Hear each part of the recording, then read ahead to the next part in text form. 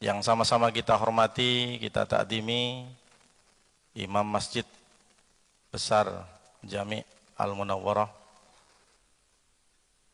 Ustaz Kiai Haji Wahab. Masya Allah, sehat selalu Ustaz. Ustaz Arsad, para pengurus Dewan Kemakmuran Masjid Al-Munawwarah, tokoh masyarakat, orang tua kami, para sesepuh, kepala suku, kepala pimpinan, tak bisa saya sebutkan satu persatu. Insya Allah saya doakan bersama-sama mudah-mudahan sehat umur, panjang umur, murah rezeki, dan insya Allah yang hadir semua Bapak Ibu pada kajian subuh kali ini dimuliakan Allah Subhanahu wa Ta'ala. Bersyukur kita kepada Allah dengan ucapan Alhamdulillah. Berselawat kita kepada Rasulullah dengan ucapan Allahumma salli ala Sayyidina Muhammad wa ala ali Sayyidina Muhammad. Pada kesempatan kali ini Al-Fakir ingin menyampaikan satu hadis.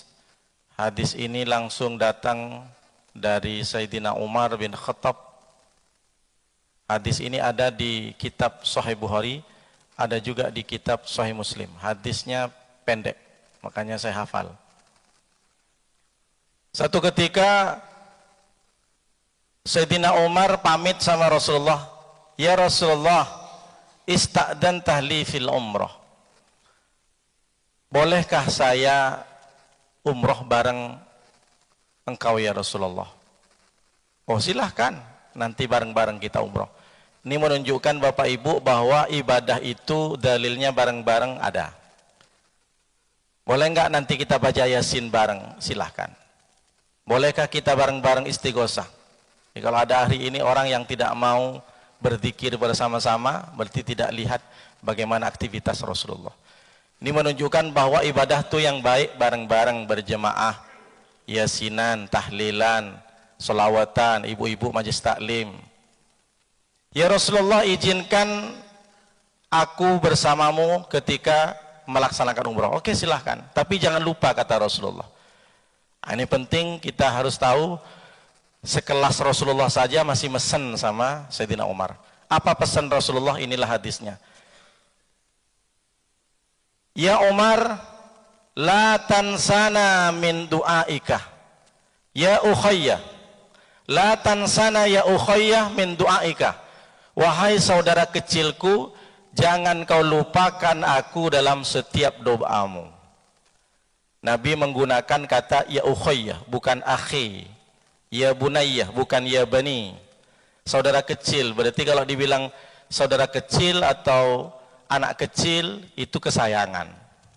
Begitu cintanya Rasulullah kepada Sayyidina Umar. Padahal Sayyidina Umar ini dulunya bukan Islam. Tapi sejak Sayyidina Umar masuk ke Islam, ghirah Islam ini bangkit. Dulu Rasulullah itu takut berdakwah. Jadi ketika Sayyidina Umar masuk Islam, maka nanya Sayyidina Umar kepada Rasulullah, "Ya Rasulullah," terima kasih, "kenapa Rasulullah enggak berdakwah di depan Ka'bah itu? Banyak masih berhala itu. Kenapa Rasulullah saya lihat tak ada pernah berdakwah, hanya di dalam ruangan saja?" Maka diceritakan Rasulullah, "Kami masih menjaga situasi biar kondusif. Nggak ada cerita seperti itu. Mulai besok kita dakwah terang-terangan." Nah, sejak saat itulah baru ada dakwah terang-terangan. Makanya kalau ada orang yang jadi preman sebelum Islam, masuk Islam tetap jadi preman. Dulu sebelum masuk Islam garang, mentang-mentang punya jabatan, main tembak-tembak, ambil pistol mau tembak. Tapi ketika sudah masuk Islam letoy dia. Bawaannya di masjid terus. "Pak Haji, dulu Pak Haji kan kabar reskrim, di mana-mana nangkap orang. Kenapa sekarang Pak Haji di masjid?" "Sekarang saya sudah tobat Pak Ustadz. Bawaannya mau mati Pak Ustadz, mau zikir aja." Harusnya keras seperti Khalid bin Walid, harusnya seperti Sayyidina Umar. "Fahyarukum fil Islam." Ketika engkau dulu sebelum Islam menjadi orang yang tegas, keras, maka ketika masuk Islam jadilah kau preman-preman dalam Islam.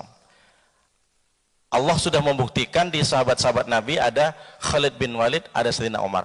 Makanya panggilan Sayyidina Umar ketika Rasulullah manggil kepada Sayyidina Umar, "Ya ukhayya, la tansana ya ukhayya min du'aika. Jangan kau lupakan aku dari doamu. Ini menunjukkan sunnahnya mendoakan orang lain, nitip doa. Macam ibu-ibu tetangganya berangkat umroh. Kira-kira nitip apa, Bu? Yang sekarang terjadi itu, jeng jangan lupa jeng belikan aku celak, belikan aku lipstik yang warna ungu. Jadi sampai di Mekah, yang umroh itu bingung, entah siapa aja lah yang nitip lipstik, nitip rantang, panci, celak. Harusnya nitip doa. Zaman dahulu itu kan nitip doa, jangan lupa ya doakan aku, itu yang terbaik. Jangan orang yang umroh direpotin dengan oleh-oleh, nanti ada sendiri oleh-olehnya. Ini menunjukkan bahwa sekelas Rasulullah aja minta doa sama Sayyidina Umar. Jadi Rasulullah menggunakan kalimat jangan kau lupakan aku dari doamu. Inilah bukti bahwa ada orang ketika mengingat seseorang, dia ingat sesuatu. Saya Pak Ustadz, kalau ingat Ustadz Wahab tuh ingat celurit saya yang model ekor ayam tuh Pak Ustadz. Ada orang yang ketika makan, saya nih Pak Ustadz, kalau makan mie gacoan, ingat kawan saya yang di kampung Pak Ustadz. Nah ibu bisa tengok sendiri, kalau ingat kawannya, ingat bestinya, ibu ingat apanya? Saya nih Pak Ustadz, kalau nengok muka kawan nih Pak Ustadz, sakit hati saya Pak Ustadz. Kenapa? Kemarin pakai gelang besar kali Pak Ustadz. Jadi seharusnya seperti Nabi, ketika mengingat kawannya, ingat doa, titip aku doa. Orang punya memiliki memori masing-masing. Ketika mengingat kawannya, ketika mengingat kawan waktu SD-nya, waktu SMP-nya, dia mengingat sesuatu momen-momen yang tak terlupakan. Saya tak bisa makan sayur seperti ini Pak Ustadz. Kenapa kalau makan sop ini Pak Ustadz, saya ingat kawan saya yang sudah meninggal. Jadi kata Rasulullah, ya ukhayya wahai saudara kecilku, jangan kau lupakan doaku, jangan lupakan aku dalam doamu. Inilah kenapa Rasulullah menyuruh kepada kita selalu mendoakan orang lain. Bukankah Allah sudah menyuruh kita, mengajarkan kepada kita di dalam Al-Quran Al-Hasr ayat 10, Rabbana ighfir lana wa li ikhwanina alladziina sabaquna bil iman wa la taj'al fi qulubina ghillan lil ladziina amanu rabbana innaka ghafurur rahim. Allah mengajarkan kepada kita kalau doa jangan sendiri saja. Rabbana ighfir lana, ampuni kami ya Allah dosa-dosa kami ya Allah, wa li ikhwanina alladziina sabaquna bil iman, dan kepada seluruh saudara-saudara kami ya Allah yang telah mendahului kami. Kita ini diajarkan doakan orang lain, dan itu tips cara agar ibu-ibu juga tidak julid, tidak iri sama tetangga. Nengok tetangga naik jabatannya, nengok tetangga beli mobil baru, renovasi rumah, doakan, bukan malah justru sakit hati. Ma min muslimin yad'u li akhihi bi dhahril ghaibi illa ja'al malaku amin walakal mislu. Tidaklah satu orang Islam ketika mendoakan orang lain bi dhahril ghaibi, apalagi mendoakannya diam-diam saja, maka ja'al malaku, illa ja'al malaku, Allah utus satu malaikat kepada dia, amin. Mudah-mudahan kau juga begitu. Ketika kita mendoakan orang lain sehat, maka kita didoakan oleh malaikat, mudah-mudahan kau juga lebih sehat. Ketika kita mendoakan tetangga, ya Allah tetangga yang dapat mobil baru, emas baru, baju baru, maka kita didoakan oleh malaikat, mudah-mudahan kau besok lebih daripada itu. Dan itu secara tekstual kita dianjurkan. Sebenarnya secara umum kita sudah mendoakan orang lain. Di mana kita mendoakan orang lain? Di sholat. Assalamualaikum ayyuhan nabi wa rahmatullah. Assalamu alayna wa ala ibadillahi salihin. Keselamatan bagi engkau ya Rasulullah, Nabi Allah. Assalamu alayna, dan keselamatan bagiku, wa ala ibadillahi salihin, dan seluruh orang-orang hamba-hamba Allah yang soleh. Kalau kita menjadi orang yang soleh, kita dapat doa dari seluruh umat Islam sedunia. Berapa kali mereka sholat? Sholat 5 waktunya 5 kali. Sholat sunnahnya, duhanya, tahajudnya, tasbihnya, witirnya. Mereka mendoakan kita. Kalau kita dididik diri sendiri kita menjadi anak orang soleh, maka kita dapat doa. Begitu juga anak-anak kita. Anak kita kalau dididik menjadi anak-anak yang soleh, maka anak-anak kita mendapatkan doa dari sejuta dan bahkan miliaran dari umat Islam. Jadi doa mendoakan ini sudah dilakukan dari zaman dahulu. Maka yang pertama kata Nabi SAW, jangan lupakan aku dalam doamu. Jadi kita ini sebagai umat Islam, ikut sunnah Rasulullah, jangan sampai tidak ada doa kita untuk mendoakan orang lain, tetangga, sahabat kita, dan itu tips agar kita tidak benci sama orang. Kemudian dilanjutkan kalimatnya oleh Rasulullah, kalimatan ma yasurni bi anna laha dunya. Kalimat ini adalah paling membahagiakanku dibanding dengan dunia dan seisinya. Kata Rasulullah, seandainya kau doakan aku, wahai Umar, maka kalimat doamu yang mendoakan aku itu lebih baik daripada dunia seandainya dunia diberikan kepadaku. Jadi kata Nabi, ada orang nawarin ini dunia Muhammad dan seisinya untukmu, tapi ada orang lain, tapi aku doakan kamu Muhammad, kamu selamat, kamu sejahtera, kamu sehat. Kamu lebih pilih mana Muhammad? Saya lebih pilih doa dari saudara. Jadi dari saking pentingnya dan dari saking keutamaannya dan dari saking besarnya hikmah daripada doa orang lain, kata Nabi, lebih baik daripada dunia dan seisinya. Jadi kata Nabi, dari saking mesennya kepada Sayyidina Umar, ketika engkau beribadah umrah Umar, selipkanlah satu kalimat, satu lafal atau satu paragraf doa untukku, karena itu lebih baik daripada dunia seandainya dunia diberikan kepadaku. Nah, pertanyaannya, kenapa Nabi sedikit-sedikit membandingkan dengan dunia? Karena dunia ini tidak ada artinya, Bapak Ibu. Dunia ini kan tempat singgah. Tempat kita asalnya di mana, Bu? Coba kalau saya tanya sama Ibu, manusia ini asalnya di mana, Bu? Tanah, Bu. Tanah mana? Bukan asal penciptaannya, Bu. Bukan asal bahannya, Bu. Tanahnya tanah mana, Bu? Tanah sengketa kalau yang berantem. Enggak, saya tanya sama Ibu ini. Manusia ini diciptakan di mana pertama kali, Bu? Di mana, Bu? Di Solo. Nanti dimarahin sama geng Solo. Di mana, Bu? Di surga kan, Bu? Nabi Adam itu diciptakan di mana? Di Mekah atau di surga, Bu? Di surga. Berarti kita ini asalnya di surga. Nah, ketika kita meninggal, kata Allah, irji'i ila rabbika radiyatan mardiyah. Kembalilah engkau kepada Tuhanmu. Berarti kita kalau meninggal mau proses balik kampung. Nabi Adam diciptakan di surga, tanahnya pakai tanah surga, bukan tanah Jawa, bukan tanah Sumatera. Karena Nabi Adam punya salah, diturunkan ke dunia. Jadi tempat kita bukan dunia, Pak. Dunia ini adalah tempat persinggahan. Maka kalau ada orang disuruh balik kampung sama Allah, dia tak mau, masih lama tak mau mati, tak mau balik kampung, berarti dia punya masalah di kampungnya. Tengoklah orang Batam, berapa banyak orang Batam gak mau balik kampung, dia punya masalah di kampungnya itu. Jadi buron dia, tanah 3 hektar warisannya dijual, makanya gak balik-balik kampung. Bro, kenapa gak balik? Aku takut dicari sama kepala desa, katanya. Tanahnya dijual. Jadi kalau ada hari ini orang yang takut mati dipanggil sama Allah, berarti punya masalah dalam surganya. Jadi Rasulullah itu membandingkan, karena dunia ini, wa mal hayatud dunya illa la'ibu wa lahwun. Tidak ada artinya bagi Rasulullah. Makanya satu doa kalimat dari teman kita itu lebih baik daripada dunia dan seisinya, kata Rasulullah. Karena dunia ini tidak ada artinya. Dunia ini tempatnya permainan, tempatnya lupa, tempatnya gurau, bercanda-canda. Ibu kalau bawa anaknya ke tempat sekolah, nangis dia, aku mau ke sekolah TK, Mak. Kenapa? Di situ ada pelosotan. Ibu antar anaknya TK itu ke tempat permainan di TK, kira-kira dia bertahan berapa jam main pelosotan?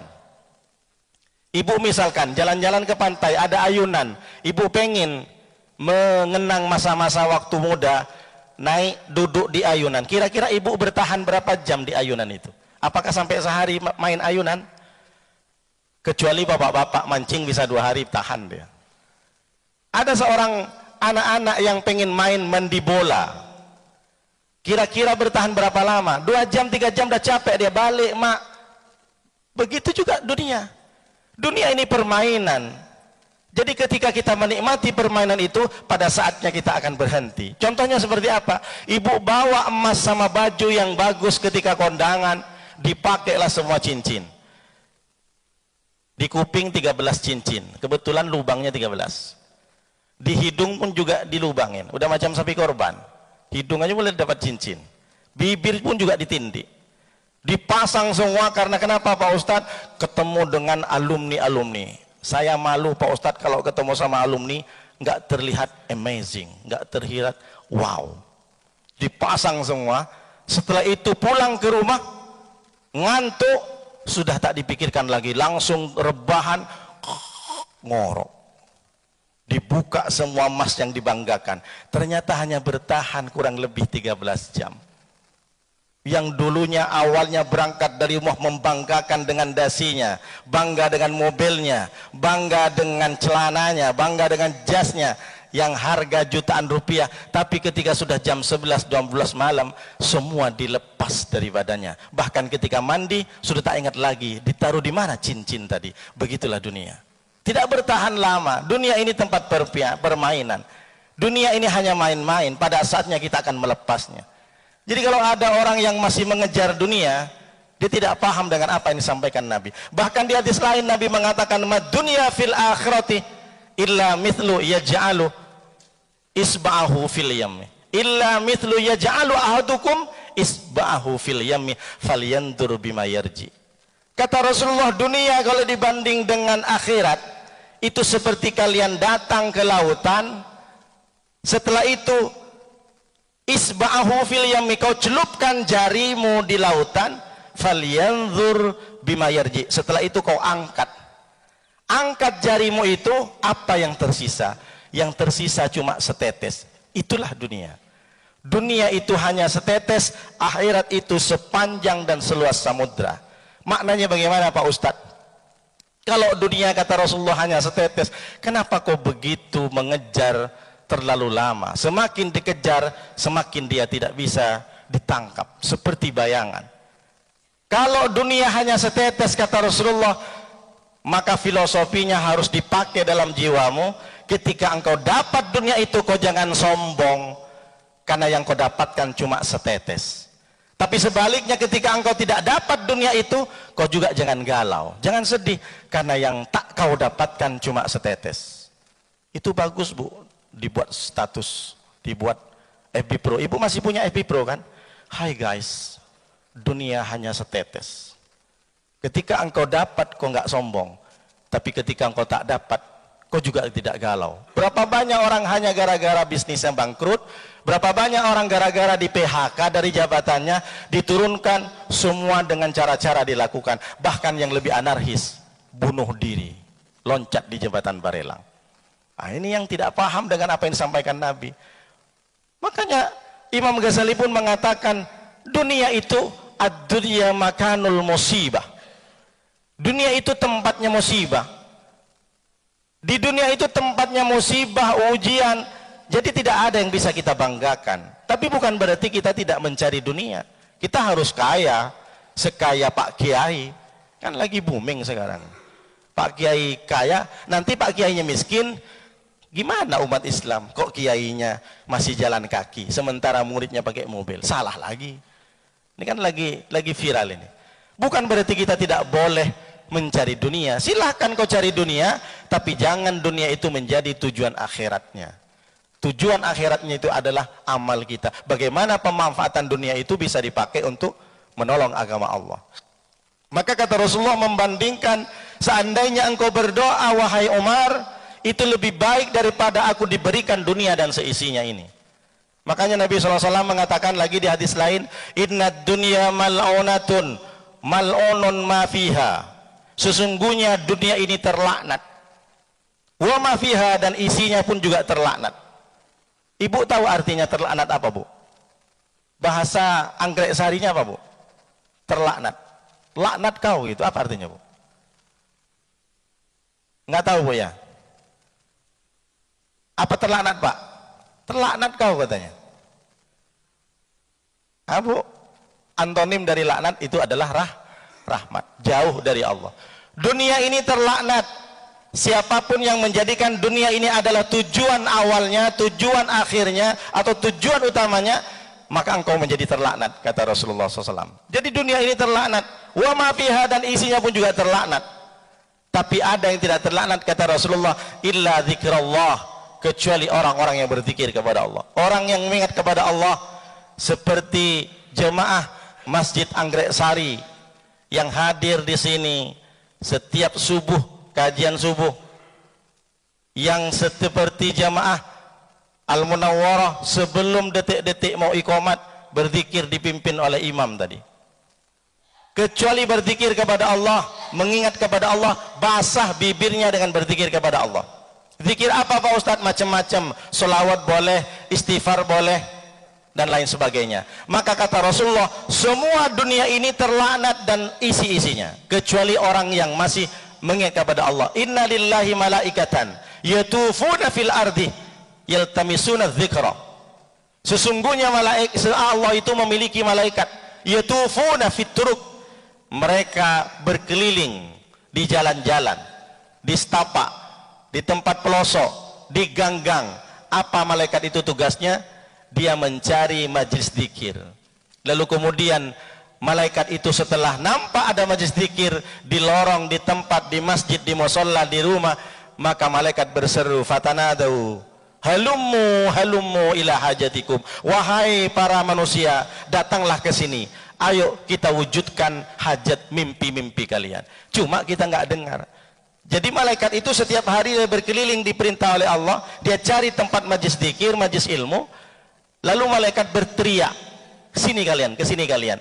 Ayo, siapa yang mau minta haji? Siapa yang mau minta kaya? Siapa yang mau minta anak? Kata malaikat itu, cuma kita nggak dengar. Jadi setiap kita duduk di majlis taklim, kita didatangkan oleh malaikat dan didoakan, mudah-mudahan hajat kalian dikabulkan oleh Allah. Makanya bapak-bapak, ibu-ibu, selama bapak ibu masih punya wudhu tidak batal, malaikat tidak berhenti mendoakan kita. Allahumma firlahu, Allahumma arhamhu. Doakan, ya Allah ampuni dia, rahmati dia, ampuni dia, rahmati dia, sampai kita pulang ke rumah.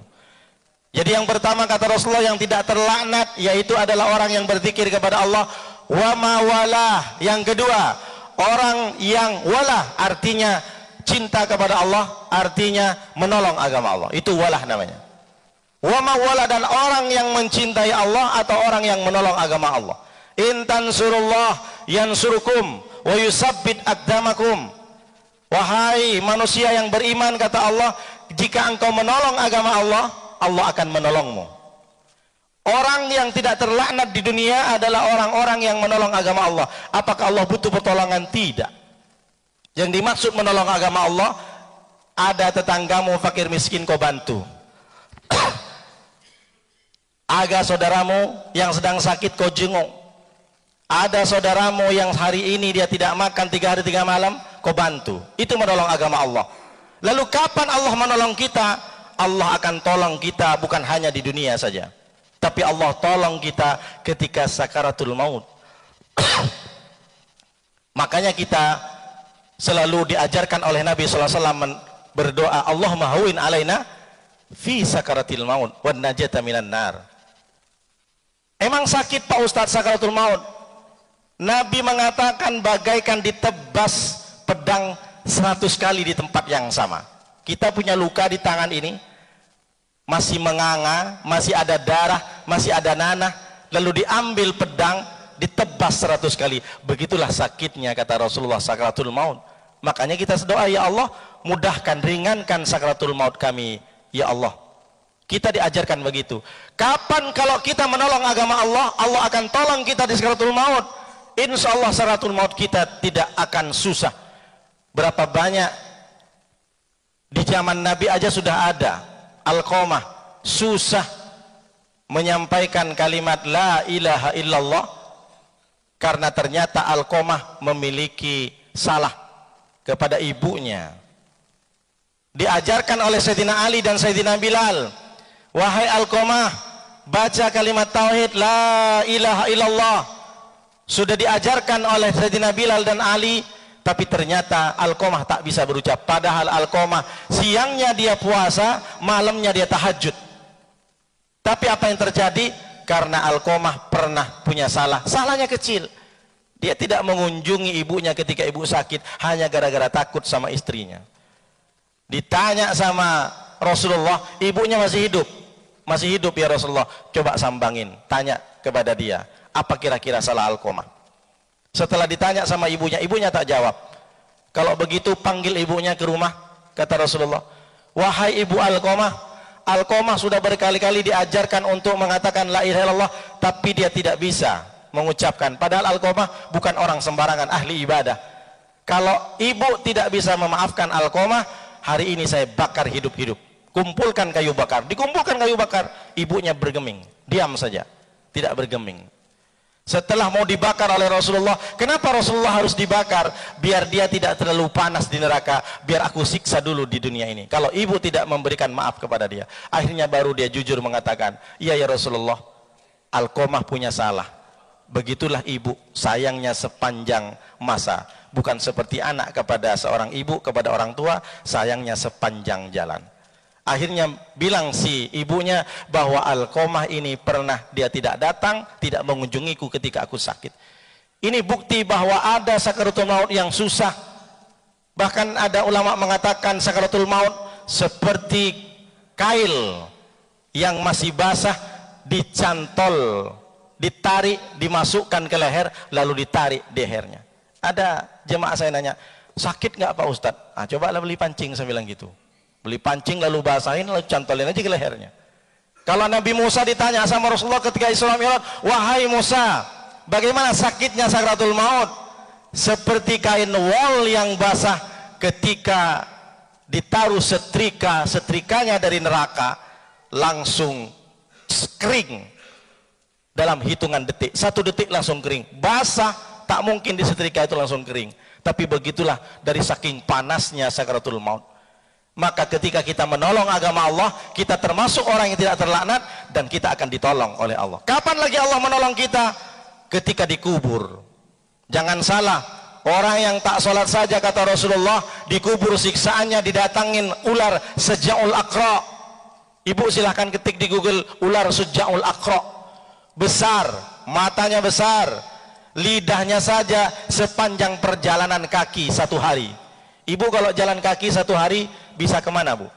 Dari sini ke jembatan 6 Barelang berapa hari kira-kira? Ini 1 hari, berarti 24 jam. Lidahnya seperti tajamnya pedang. Ular ini memiliki lidah yang panjang, setajam pedang, dan sepanjang atau selebar seperti perjalanan 1 hari berjalan kaki. Orang yang tak sholat mengentengkan sholat asarnya jam 6 kurang 10 menit, sholat subuhnya jam 7 kurang 5, subuh dan duha. Ditancapkan lidah ular itu dari kepala tembus ke dubur, na'udzubillah min dzalik.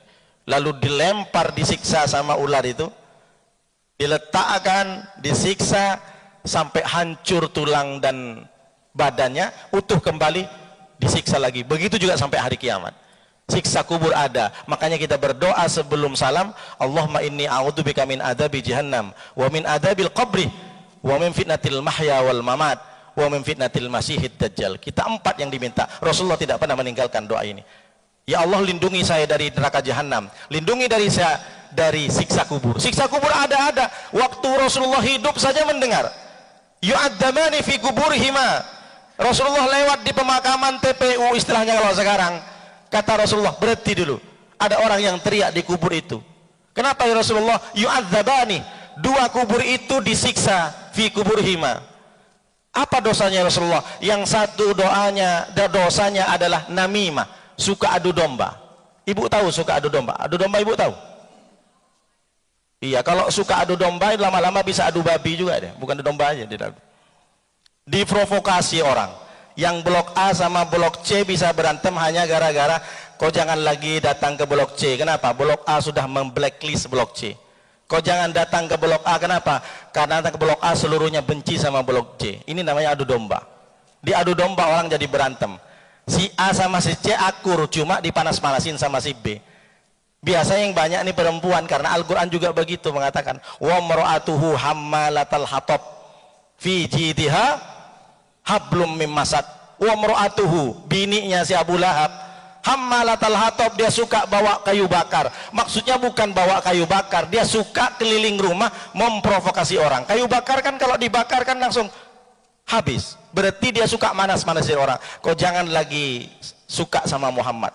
Setiap ada Muhammad kalau perlu lempar sama batu. Diprovokasi sama bini Abu Lahab. Ini menunjukkan yang tukang adu domba ini perempuan di Al-Quran. Tapi tidak, perempuan di sini tidak Pak Ustaz. Perempuan di sini aman semua. Yang pertama orang disiksa kubur itu karena namimah. Yang kedua, la yastabri'uh min baulihi, yang tidak cebok dari kencingnya. Nah, suka tak jebok. Jadi siapa yang merasa sering tak jebok Pak Ustaz, apalagi di mal-mal, kan ada istinja Pak Ustaz. Ah, boleh, tak masalah. Istinja itu kan bersuci dengan sesuatu yang kasar. Jadi biasanya kalau di toilet itu kan ada tisu, boleh. Yang penting tisunya itu 3, ambil 3.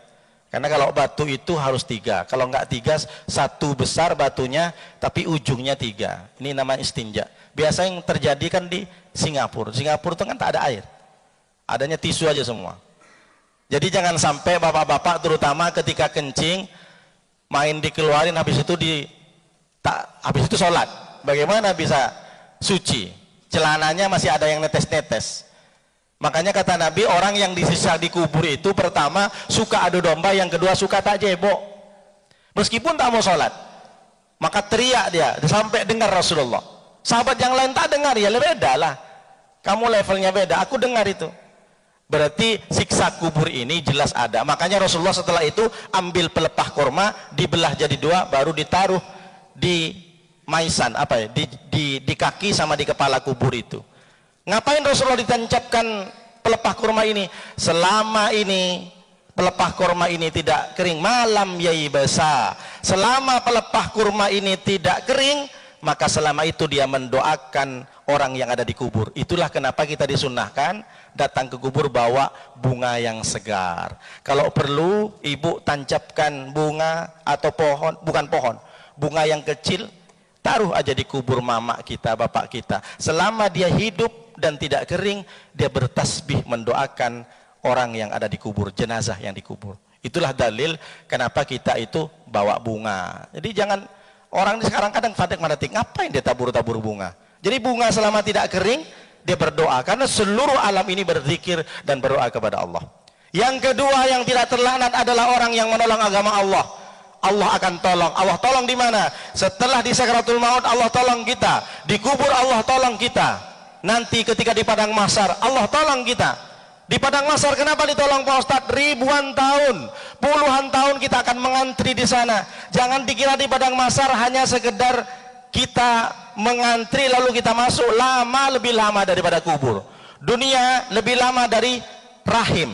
Rahim, kita ada di rahim 9 bulan 10 hari.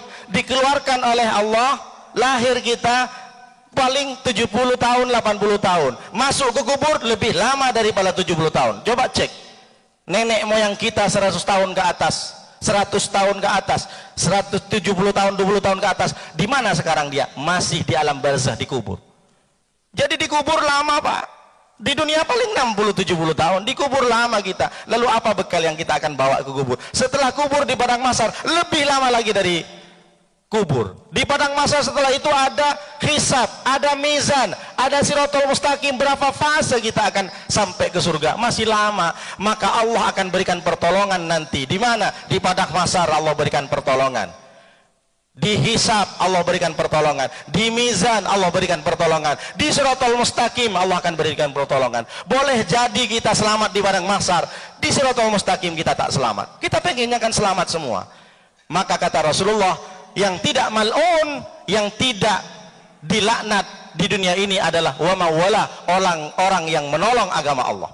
Lalu yang ketiga, au aliman, yang tidak terlaknat isi dunia ini adalah orang yang mengajarkan ilmu, orang yang menyebarkan ilmu, orang yang berdakwah, ulama, kiai, ustadz yang berganti-ganti di Masjid Al-Munawwarah. Maka muliakan mereka. Innama yahsallahu min ibadihil ulama. Sesungguhnya orang yang benar-benar takut kepada Allah, al-ulama, ulama jamak daripada alim, orang yang tahu, orang yang berilmu. Maka muliakan Ustadz Wahab, ustadz-ustadz yang lain yang hadir di sini. Kecuali memang mereka tidak bertakwa kepada Allah, mereka melakukan mungkar. Hari ini kita sudah dipertontonkan dengan Trans 7. Coba bayangkan stasiun TV yang mengejek pesantren bertahun-tahun, Pesantren sebelum kemerdekaan ini sudah ada kiai dan santri. Ketika datang penjajah Belanda, apakah pesantren tutup? Tetap tegak berdiri. Apapun keadaan Indonesia ini, bagaimanapun musibah yang terjadi, kiai dan santri tetap utuh dan masih kokoh. Itulah benteng terakhir di Indonesia. Benteng terakhir, benteng yang paling utama adalah pesantren. Bapak ibu yang sekarang anaknya berada di pesantren, berbangga hatilah. Bagaimana coba bayangkan 24 jam anak kita diurus di pesantren. Hari ini yang anaknya masih SMP minta dibersihkan sepatunya, minta disediakan dasinya, bahkan kunci motornya pun dilap sama orang tuanya. Silahkan anakku, masih SMP, pakailah motornya. Coba bayangkan, nggak mau makan anak itu kalau nggak disiapin di meja makannya. Tapi yang sudah diantarkan ke pondok pesantren, coba bayangkan, ibu tak perlu menjaga 24 jam, karena dari jam 3 dia sudah bangun santri. Kemudian dia sampai sholat subuh, habis sholat subuh dia ngaji Al-Quran. Dia tidur mungkin kurang lebih jam 10 sampai jam 11. Jam 12 dia sekolah formal, sampai sore. Kemudian setelah sore, anak itu dia persiapan untuk ke maghrib. Terus habis itu ngaji kitab, istighosah. Nanti jam 10, 11, 12 dia sorogan. Tidak berhenti dia mencari ilmu. Dan selama anak kita mencari ilmu, maka semua dosa-dosa orang tua diampuni. Kenapa Ustadz tahu? Anak saya di Lirboyo. Gimana saya nggak sakit hati? Ini orang nyawer sampai jutaan rupiah sama biduan dianggap keren. Seorang cowok yang masih pacaran dengan ceweknya ditraktir makan, itu adalah sebuah perjuangan menuju sakinah mawaddah warahmah. Sementara santri, orang tua santri yang pengen berterima kasih, dikasih amplop, berapa lah isi amplop? Emang isinya 2 miliar. Dianggap sebuah keuntungan, mengambil bisnis. Masih banyak Pak, jujur saya di Madura, tanya sama Ustadz Wahab, saya tak pernah bayar di pondok pesantren Al-Hamidi Manyanyar. Bapak Ibu silakan ketik pondok pesantren saya, bersebelahan dengan pondoknya Ustadz Wahab. Hari ini saya tanya kawan saya, masih 50.000 sebulan. Coba bayangkan, mana ada pesantren seperti itu? Mereka tidak paham. Makanya jangan ngejek pesantren kalau tidak paham. Jangan ngejek orang yang penikmat kopi kalau Anda tak suka sama kopi. Sungguh nikmatnya kopi. Ada orang penikmat kopi Pak, beli kopi sampai ke Amerika harga 20 juta. Kata orang yang tak suka sama kopi, bodoh kamu. Masa untuk kopi saja kamu 20 juta kau beli? Kamu tidak tahu bagaimana rasanya kopi itu. Maka tidak akan pernah sama dan tidak akan pernah tahu seorang penikmat kopi dikritik sama orang yang tak suka dengan kopi. Sampai kapanpun tidak akan pernah merasakan. Maka hari ini mari kita berdoa bersama-sama, mudah-mudahan ulama-ulama dan kiai-kiai dilindungi oleh Allah. Dulu Habib, sekarang sudah kiai, lama-lama Islam dihapus sama orang-orang itu. Maka jaga pertahanan kita, jangan sampai kita diadu domba juga, jangan sampai juga kita lengah. Makanya saya bilang, bukan cuma acara export and sourced yang harus di banned, bukan hanya sekedar PH Sandikanya, production house-nya, bukan hanya sekedar naratornya, bukan sekedar produsernya, tapi kalau perlu stasiunnya ditutup aja dulu untuk sementara. Takbir. Ini pas pula temanya ini. Lalu yang ketiga, yang keempat, yang terakhir ini sudah surut. Yang tidak terlaknat, yang tidak dilaknat, kata Rasulullah SAW, di dunia ini adalah au muta'alliman, orang yang masih mau belajar. Bapak ibu yang sering hadir ke sini adalah bagian dari hamba-hamba Allah yang tidak terlaknat, tidak masuk kategori. Kenapa? Selama bapak ibu belajar, kalaupun memang bapak ibu tak dapat ilmunya, pulang ke rumah ditanya sama istrinya, bang apa tadi kata Ustaz Nurdin? Entahlah, materinya kiai dan santri katanya. Tapi setidaknya kita sudah duduk bersama orang-orang soleh, datang ke majelis taklim, kita mendapatkan doa dari malaikat, dan insya Allah kita menjadi orang-orang yang selamat karena tidak termasuk orang-orang yang terlaknat. Demikian yang bisa saya sampaikan karena surah suduk. Kalau ada pertanyaan dipersilahkan Bapak Ibu. Kalau tidak ada kita doa. Saya sebenarnya mau sampai jam 8 tidak masalah Pak Ustaz. Cuma kan tak enak pula, alah mas Pak Ustaz ini kebanyakan ngomong aja katanya. Saya minum dulu Pak. Silakan Bapak Ibu kalau ada pertanyaan. Kalau tidak ada kita doa Bapak Ibu. Karena jam 8 saya masuk. Pas. Mari kita berdoa Bapak Ibu, mudah-mudahan anak-anak kita yang sedang belajar di pesantren, anak-anak kita yang sedang menimba ilmu, mudah-mudahan oleh Allah diberikan kecerdasan tanpa batas. Mudah-mudahan kita semua selamat dari fitnah dunia ini. Mudah-mudahan kita terhindar dari orang-orang jahat, selamat dari fitnah orang-orang yang zalim kepada kita, dan mudah-mudahan kita doakan mudah-mudahan Islam tetap selalu tinggi dan tidak bisa direndahkan oleh siapapun.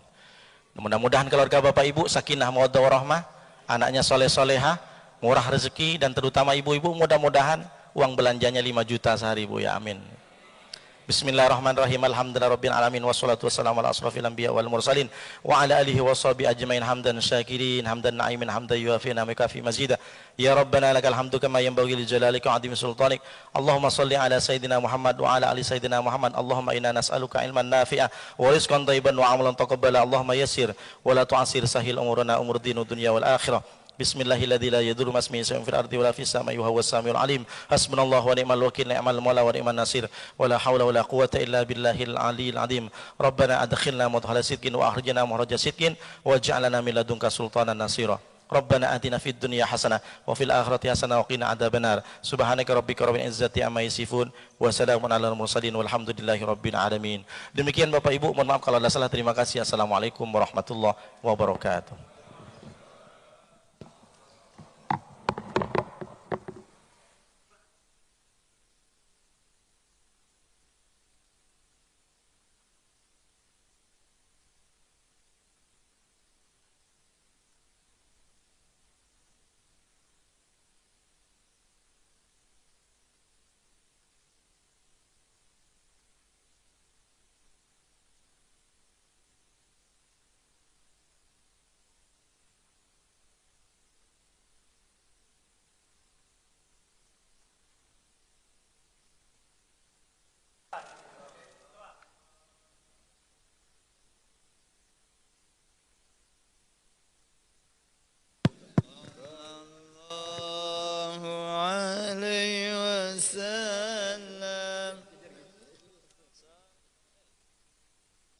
Sallallahu